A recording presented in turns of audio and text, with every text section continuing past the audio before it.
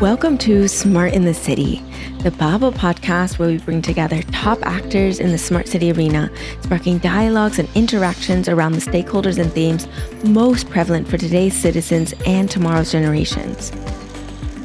I am your host, Tamlin Shimizu, and I hope you will enjoy this episode and gain knowledge and connections to accelerate the change for a better urban life. Smart in the City is brought to you by Babel Smart Cities.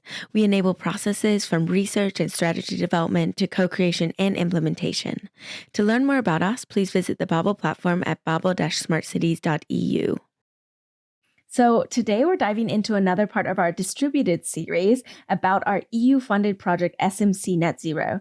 The project's vision is to create and strengthen local innovation ecosystems interrelations in SMCNetZero regions through brokerage and knowledge building activities and through digital resources in order to increase capacity for planning, deploying, and scaling up decarbonization solutions.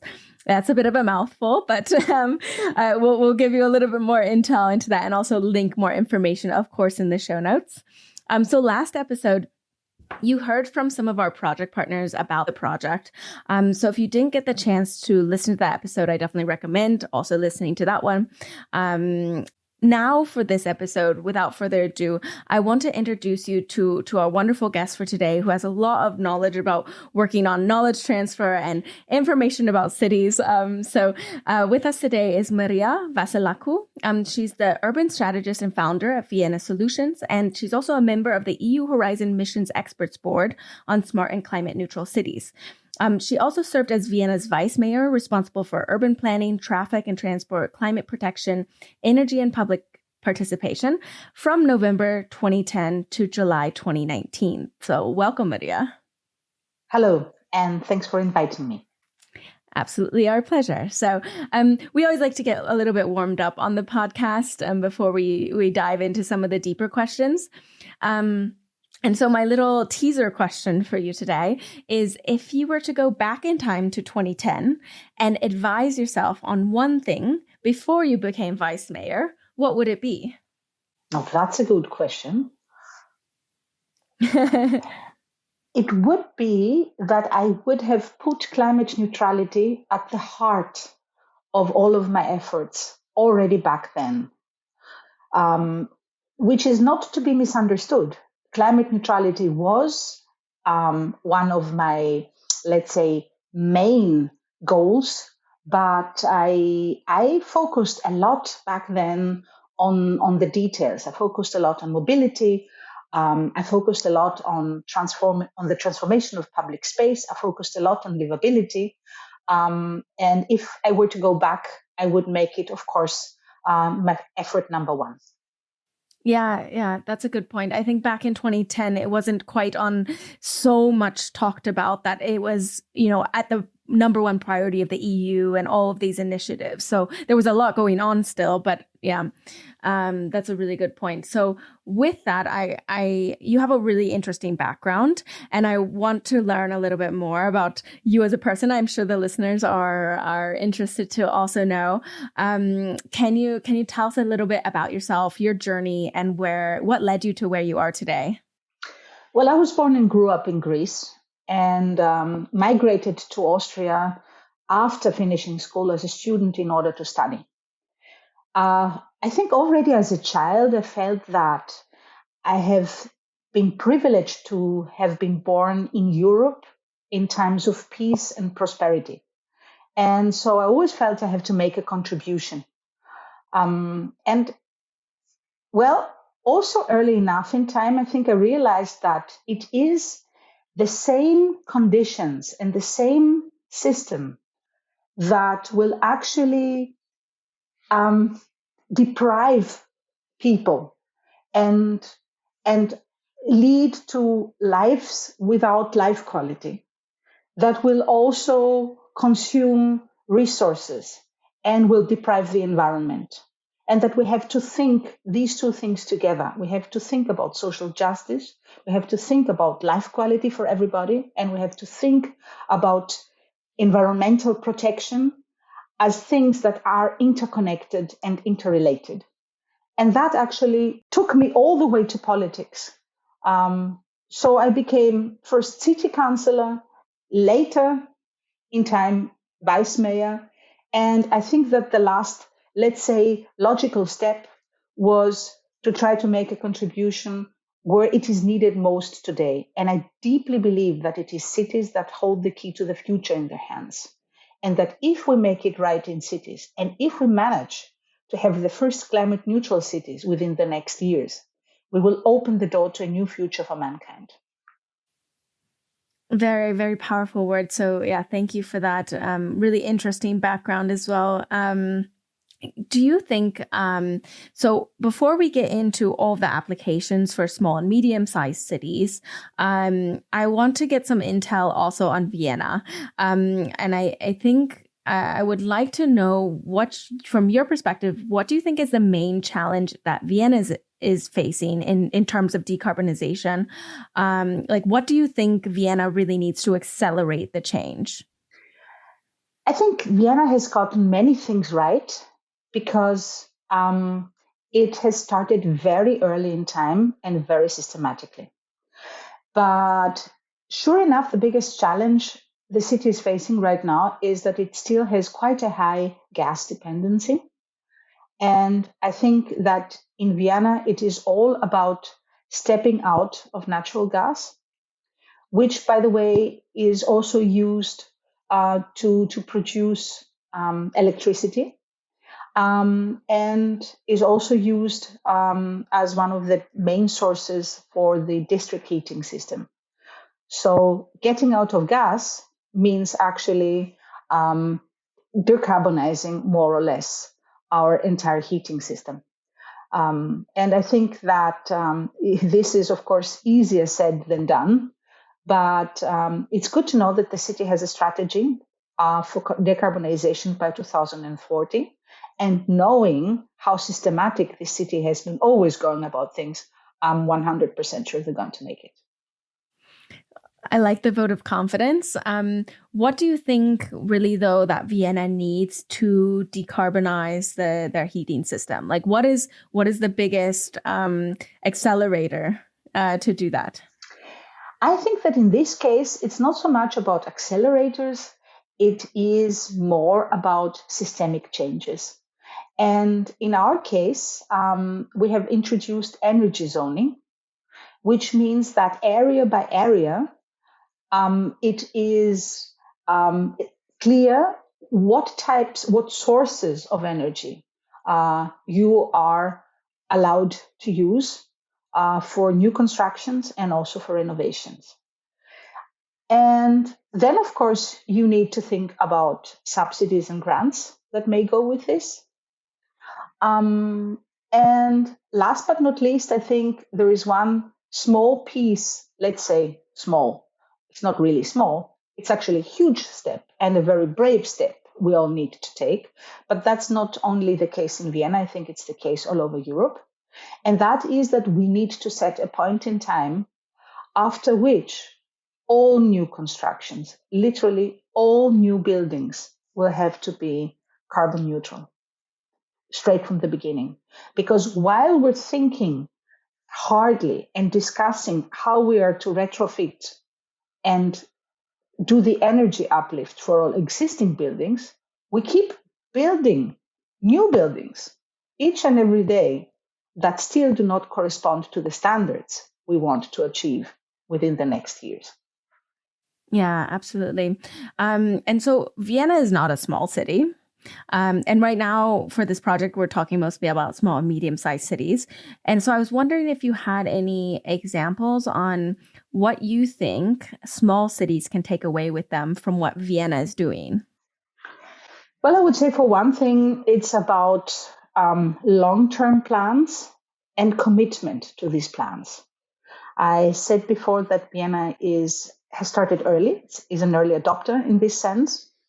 So the city has climate transition plans at the level of local law, because Vienna is a city and a state at the same time, so it can produce its own law. So you can really imagine it as binding legal matter, and has been doing this for over 20 years now. And so sure enough, long-term plans and commitment is one thing. I would say the second thing is energy zoning, which I have explained just before, because it is much more efficient to look into systemic change and things that may not produce results overnight. We all tend to focus on quick wins, which is also a good thing to do. But in the end, it's all about looking into how to deeply change systems and provide the preconditions that will lead to the results that you need, on the long term. So energy zoning is an excellent example. A third thing I think that Vienna can share, third lesson that Vienna can share with the world is the wonderful community grants scheme that we introduced a couple of years ago, where literally anybody who has a good idea of how to transform a small space within their own street, most of the times it's a space occupied by 2 cars for parking, which they will then use to create example given parklets, has helped actually implement several hundreds of these wonderful small projects. And suddenly you realize that it's not only about quick wins, and it's not about a small project here and a small project there, but connecting these projects to a network can transform an entire city within the process of a couple of years, and actually do this on a very, very small budget with very simple means. And it's, of course, a very good means of activating local communities. And last but not least, I would say what Vienna can also share with other cities is creating local plans and focusing on polycentric development, which in simple words means that it's not just about municipal centers and metropolitan and regional centers. I think that literally every neighborhood needs its own center, where you find things that you need for everyday life, where you find wonderful places that you can use to enjoy life outdoors or for recreation, and where people meet and where communities emerge, and ties and social ties can strengthen. Would you differentiate this from the 15-minute concept, or are those quite tied or one and the same? Well, I would say that what I'm describing takes us all the way from the 15 minutes to the 5-minute city. So I say 15-minute city is wonderful and is what we're all at. But actually, it's about what you find in front of your door as soon as you turn around the corner. So let's say that my ultimate vision of a city for life is a city where you just turn around the corner and you find more or less the most basic things you need for everyday life within 5 minutes walk. Very nice. And thank you so much for all the really practical examples there. I know also as your role as member of the EU Horizon Missions Experts Board, you see a lot of different challenges coming in from cities, I'm sure. What do you see is the biggest challenge that's impacting small and medium-sized cities in particular? And how does that differ from what big cities are experiencing? Well, I would say, as compared to big cities, small and medium-sized cities often lack decision powers. They lack capacity in many cases, and they lack the ability to attract major investment. So they are dependent to a far greater extent on other tiers, like regional tier, the national tier, in order to implement and deliver projects. And I guess that's the big difference as opposed to, example, given capital cities that often dispose of far more resources to do so. Yeah, absolutely. And maybe to elaborate on that, what do you think small cities can do to kind of mitigate those challenges? For example, you could take one example like investment or... Well, for one thing, if we take investment as an example, they can work together. I mean, think about investment. They can create a network and attract investment because this way they build a larger market. But they can also create a network to share resources, and they can also work together to put pressure upon the regional or the national tier, who most of the times is supportive, but in terms of words and not so much in terms of acting as quickly as the cities would need it. Yeah, good example. Great example. So the project SMCNetZero is also focusing a lot on SMEs, so small and medium-sized enterprises as catalysts for greener cities. From your perspective, what role do businesses play in all of this? Well, SMEs and local businesses play a key role in several respects, I would say. For one thing, it is crucial that they are supporting change in their vicinity. So they can actually act together. Think of a shopping street example given, and how much easier it is to work together with local trade and local businesses to decarbonize an entire urban center or a shopping street. They play a key role by driving change within their own companies. So looking at the products, at their services, the way their employees come to work, just to give you a few examples. Then they play an even more crucial role, I would say, in terms of driving public opinion making. Because they do exchange each and every day with their customers and their clients. And especially thinking of local trade, I know out of my own experience how important it is that they're supportive. If they're not supportive, then you actually face, let's say, issues, challenges that are getting bigger and bigger as time passes. And yes, then last but not least, they may even have a pivotal role in awareness raising, in activating local communities, so they can become even active agents of change. But I think that the precondition to arrive there is to have involved them in efforts straight from the beginning. Yeah, very important point. So also with this project, kind of going along with that, it focuses on building this satellite network, so a network of different stakeholders in the different regions, and it's focusing on empowering key innovation actors in SMEs to support their local ecosystems, which is kind of what you were just talking about, also with the businesses. So what, in your opinion, do you think is missing usually from collaboration in these local ecosystems? Well, I guess that what's missing is a structure. And let me put it in very simple words.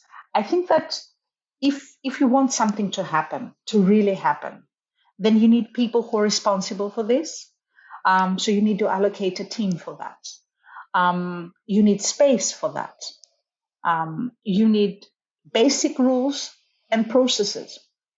So you need to provide answers to, how often and who will be meeting and what will they be discussing and where will this happen, and what happens to the results. And that is actually a framework. And what I have found out in most cities that I have been working together with is that there is no specific framework for involving the local ecosystems. So there is no standard procedures. There are no basic rules. There are no basic standards. And in many cases, there's not even a dedicated team who's responsible for doing so.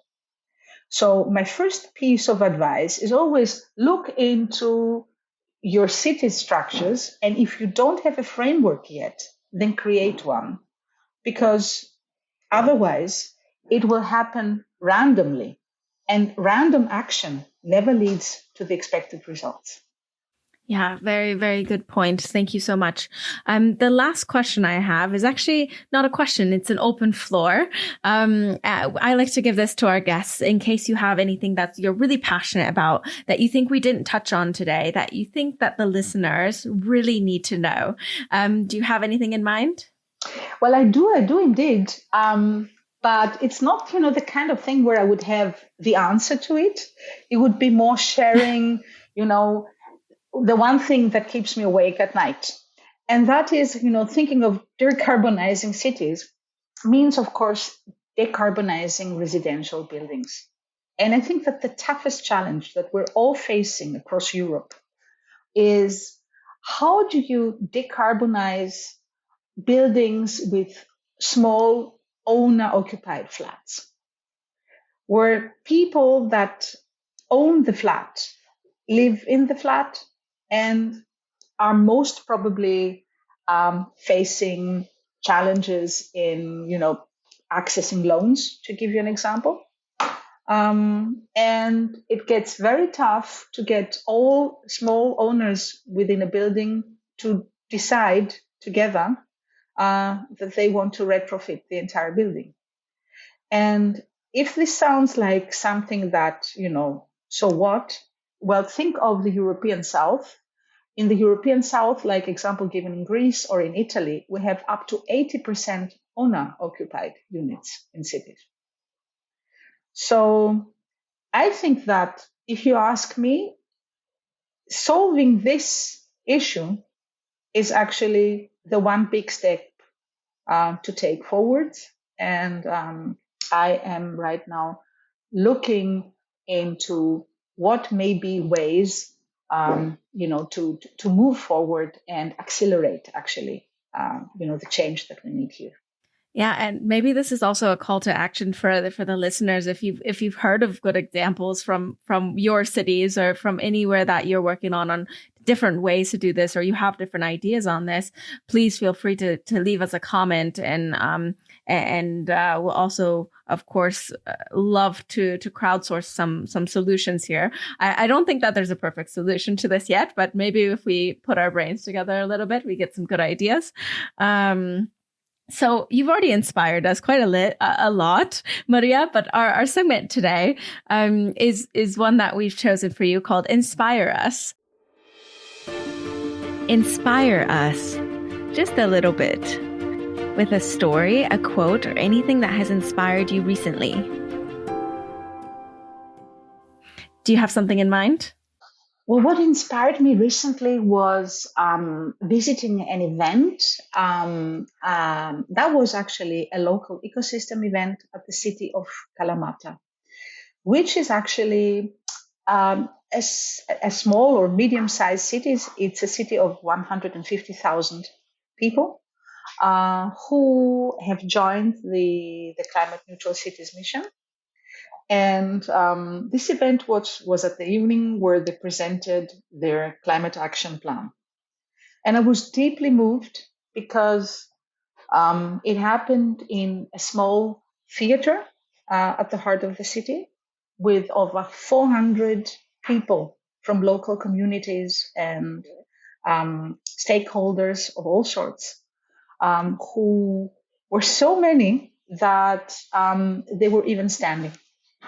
And they stood there for approximately altogether 2.5 to 3 hours. That was a very long event.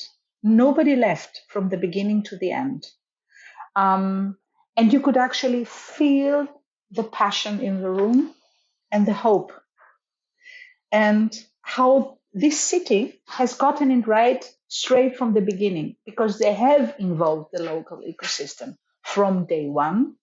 They have worked together at delivering this climate action plan from day one, and it is now a shared plan. And this is something that is really a wow, because it doesn't happen so often. In many cities, you can see how, climate action plans are still quite a technical issue, and that they're produced more or less, not entirely bottom up, of course, not entirely bottom up, but seldom you will find a city that has actually gotten it bottom up that right. And yes, for me, it's been moving, it's been inspiring, and I think that it provided the answer to a quote from Machiavelli that says that whoever wants to go for change will have to expect fierce opposition from all people fearing disadvantages, but very weak, if any, support from all the people who will be benefiting from it. And once I came across it, something like 20 to 30 years ago, it impressed me a lot. And I think that Kalamata proved that there's a way to go about it and get it right and make sure that you can drive significant, actually radical change and have support from all parts of community, if and only if they're part of it straight from the beginning. That was very inspiring, I have to say. So you understood the assignment and you did it well. So thank you so much for that. Now I have my final question to you, and it's a question that I ask every single guest, and it's to you: what is a smart city? Well, for me, a smart city is a city that provides life quality for all. So a good, free, fearless, healthy life for everybody, and not just for the few that can afford everything, while consuming as little resources as possible by introducing and utilizing technologies and innovation. And that means my notion of a smart city is that technologies serve a purpose, and that smart, as I understand it, means thinking about multiple impacts and externalities, and also about co-benefits in advance and not afterwards, as we most of the times tend to do. I really like your focus on the resource aspect of it. I ask that to every guest. So I hear, a very broad spectrum of answers there. And I don't remember so many people focusing on this, actually using less resources in their answer. So I like to highlight that. That's very nice. And with that, that's all we have for you today. Your insights and your really practical knowledge and your steps has been wonderful. So thank you so much for joining us today. Thank you. Thanks for inviting me. I love talking to you too. And to all of our listeners, don't forget you can always create a free account on babel-smartcities.eu. You can find out more about smart city projects, solutions, implementations. In addition, we're providing you links so you can join the satellite network for free for SMCNetZero and join in on all the exciting activities and developments for the project. So thank you very much. Thank you all for listening. I'll see you at the next stop on the journey to a better urban life.